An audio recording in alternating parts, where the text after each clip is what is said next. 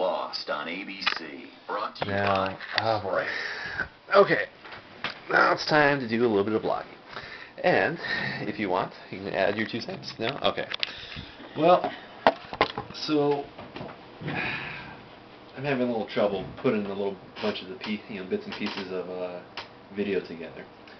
So, very interesting idea of what the makers of Lost are doing. By the way, just saw Cloverfield, and I'm just very, very curious. At what point did they not realize, hey, let's see what the footage looks like, guys? Boy, you know what?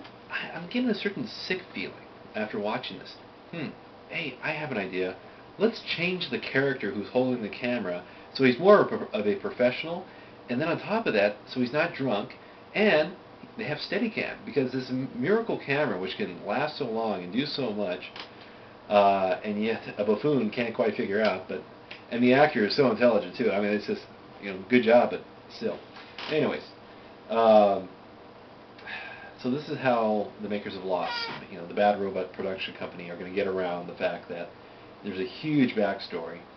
The audience for Lost is just a small fanatical group who are just people who they like details. They like to have a bunch of stuff going on. You're gonna have just that sort of thing.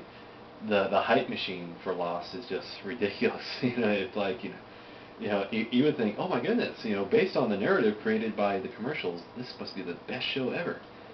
And I'm just very boring episodes.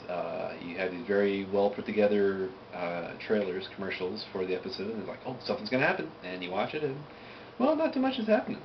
Not too much forward progress is happening with the story. And then coupled with the fact that the writers had no idea what they were going to do with the show until they finally got a go-ahead, and, they were finally told, all right, you guys have 5 years. Oh, okay, good, now we know what to do with the show. Or now we know how to write the show. Because apparently they knew what to do, but...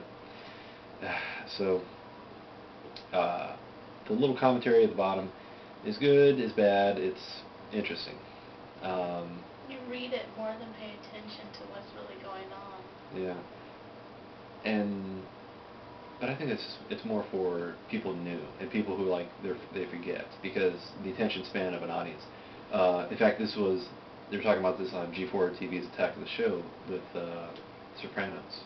And how each time Sopranos went away and came back, it would be longer and longer, and then the number of fans became less and less as a result too. So you're going to have the same effect happen with Lost. And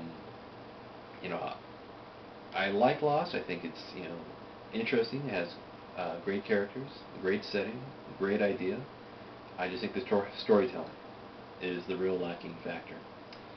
And now have somebody telling me a story while I'm watching what's happening. And so I'm curious now, is this the last episode that we saw beforehand, or what? Or is this just the recap of different things, which most likely is. But see, this is the other problem with Lost, is that you don't really know what's going on half the time. You don't know, okay, so what am I supposed to be paying attention to? When are they going to throw in this red herring? And here we go, back to the madness.